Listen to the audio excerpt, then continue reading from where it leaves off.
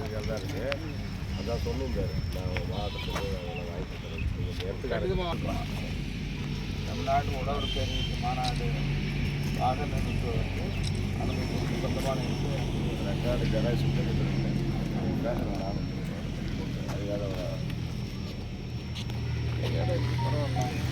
அது ஒன்று 2 இடம் தான், வேறு இடம் இல்லை. வேறு இடம்